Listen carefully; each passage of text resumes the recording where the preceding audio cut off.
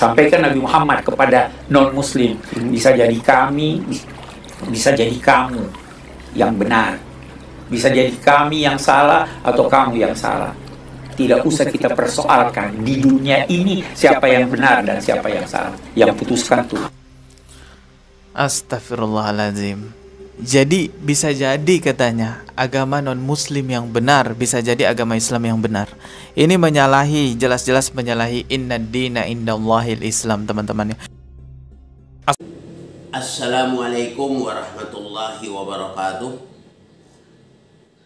Alhamdulillahilladzi anzala ala abdil kitaba wa lam yaj'al lahu iwaja. Asyhadu an la ilaha illallah wahdahu la syarikalah wa asyhadu anna Muhammadan abduhu wa rasuluh. Allahumma sholli ala Muhammad wa ali Muhammad. Allahumma sholli ala Muhammad wa ali Muhammad. Qala Allah Ta'ala fil Qur'anil Karim, a'udzu billahi minasyaitonir rajim.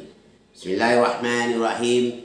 Inna dina indallahil Islam wa man yaftaghi ghairil Islam ad-dinan fala yuqbala minhu wa huwa fil akhirati minal khasirin. Surah Ali Imran ayat 19 dan ayat 85. Ayat itu menerangkan kepada kita semua bahwa agama yang ada di sisi Allah adalah agama Islam. Ini merupakan kuncinya. Agama yang ada di sisi Allah adalah Islam. Barang siapa yang mencari selain dari Islam, maka dia ditolak, tidak diterima. Untuk menanggapi sebagaimana yang dibahas oleh Pak Quraish Shihab yang berbunyi kata dalam surat apa, itu perlu saya sampaikan. Kalau untuk menafsir ayat tidak semau, artinya semau kita anda, tapi kita akan menafsir ayat itu sesuai apa yang dicontohkan oleh Rasul, apa yang telah diterangkan oleh ahlul baitnya. Itu cara menafsir ayat. Untuk di situ saya akan mengulas apa yang dikatakan Bapak Quraish Shihab ayat surat 34 atau surat Taba yang bunyinya begini ayatnya ya, kaidahnya. Bismillahirrahmanirrahim. Qul man yarzuqukum minas samawati wal ard. Qulillahu inna aw iyyakum la'ala hudan aw fi dhalalin mubin. Katakanlah kepada mereka ya Muhammad, katakanlah kepada orang musyrik sebenarnya. Katakanlah kepada orang musyrik atau kepada, kalau dalam bahasa Pak Quraish Shihab itu namanya katakanlah kepada orang non-muslim. Begitu ya.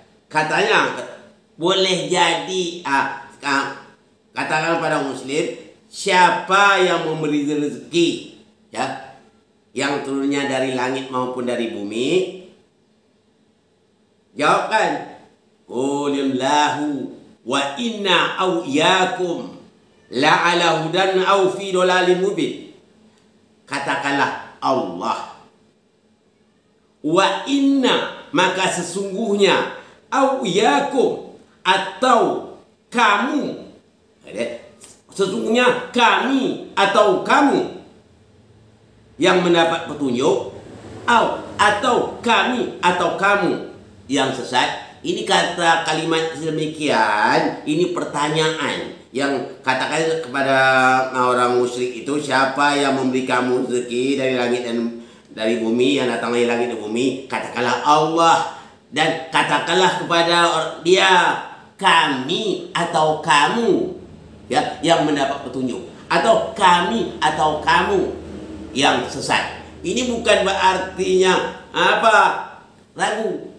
Tapi kalau pemahaman Pak Quraish Shihab mengatakan, katakanlah ya Muhammad, siapa yang menurut langit dan bumi, boleh jadi kami, atau boleh jadi muslim atau muslim, boleh jadi muslim atau non muslim yang benar, boleh jadi muslim, boleh jadi non muslim yang benar. Kalau ini perkataan mengatakan Nabi itu ragu, ya tak begitu pertanyaannya, ya. Dia begini, dia mengatakan katakanlah kepada orang musyrik itu, kami atau kamu yang benar, atau kami atau kamu yang mendapat petunjuk.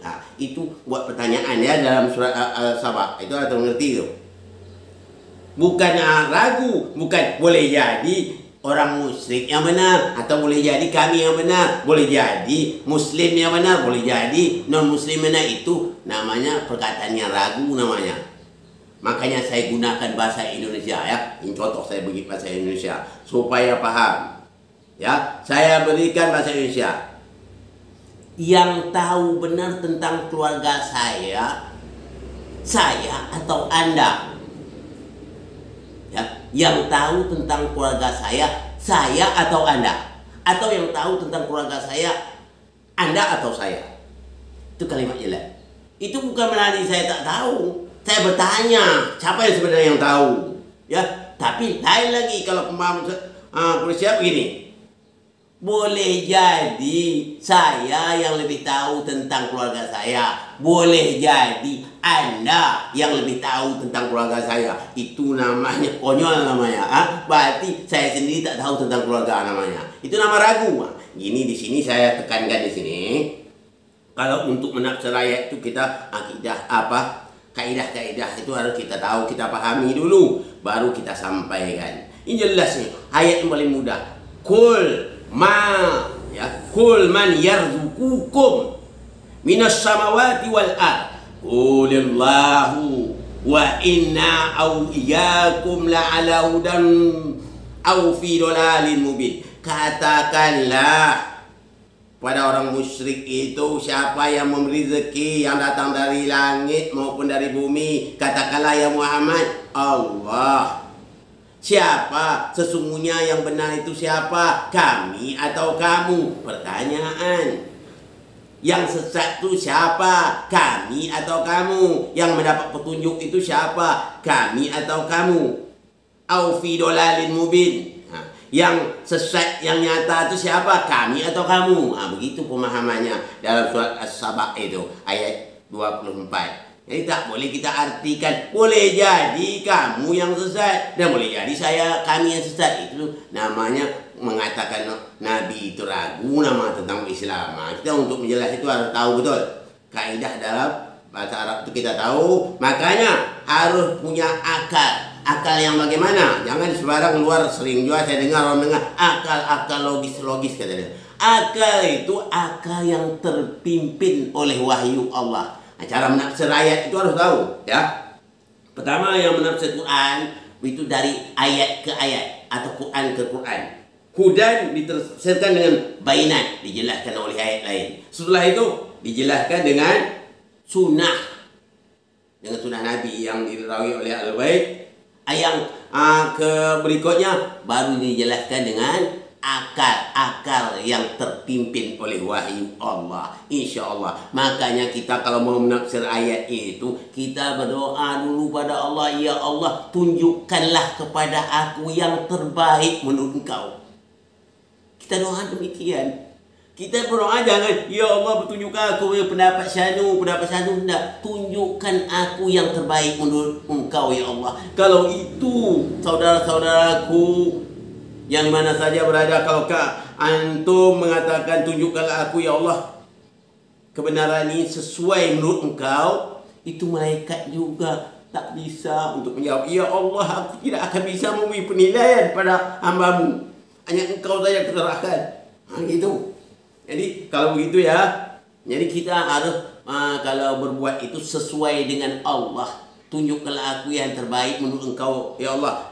Ayat itu gitu kalau saya menafsirnya ya. Itu yang paling penting sekali. Jangan kita hanya seenak-enak kita, semau gue, tak bisa.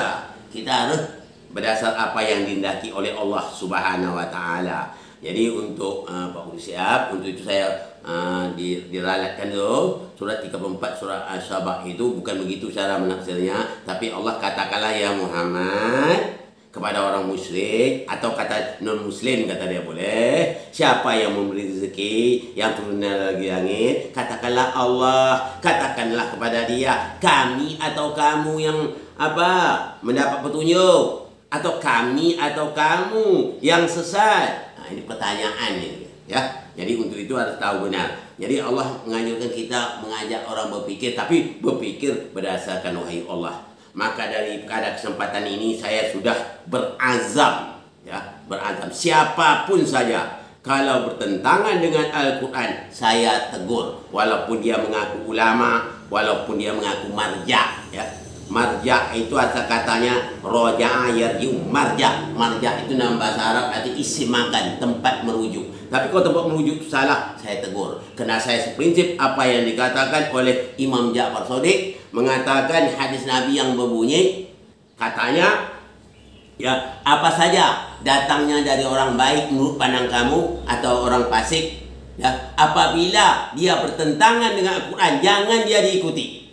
Walaupun yang datang itu datangnya dari orang fasik atau dari orang yang benar menurut kamu orang itu, tapi apabila dia sesuai dengan Al-Quran, ikutilah dia. Jadi kita harus ikuti. Kalau bertentang Quran jangan diikuti. Kalau seandainya mengikut Quran itu ikuti. Jadi istilah taklid itu sudah ada. Umpamanya aku bertaklid pada ulama, ulama masuk jurang, masuk juga aku ke jurang. Ulama masuk apa? Masuk di dalam lubang buaya, masuk juga saya dalam lubang buaya. Tak ada itu namanya, kita harus tidak boleh bertaklid buta. Kalau yang namanya ulama salah, tegur ya kalau tidak cocok dengan Quran. Walau marja dia mengaku dia hebat pertentangan Quran, tegur ya. Itu prinsipnya Islam itu. Jadi kita harus begitu, harus paham betul apa itu Islam. Kadang-kadang ada yang mengatakan agama yang bukan-bukan. Artinya bagi utang lah segala macam. Sebetulnya agama itu yang populer artinya ad-dinul Islam, artinya aturan Islam. Ada pula mengatakan malaikat agama. Astagfirullahaladzim, ada saya dengar perkataan orang. Ad-din Islam itu aturan Islam, aturan dari Allah. Jadi yang benar itu datang dari Allah Subhanahu wa taala. Jangan diragu, itu kata kuncinya. Oleh sebab itu, saya menghimbau pada kesempatan ini, sekali lagi saya katakan, siapa saja yang bertentangan dengan Al-Quran, saya tegur, saya perbaiki. Walaupun dia ngaku ulama, walaupun ngaku marja, tidak sesuai dengan Al-Quran, saya tegur. Itu saya sudah punya komitmen, atau saya sudah punya azam yang kuat. Sedemikian. Itu saja yang dapat saya sampaikan pada kesempatan ini. Mohon maaf dari segala kekurangan. Wabillahi taufiq wal hidayah. Assalamualaikum warahmatullahi wabarakatuh.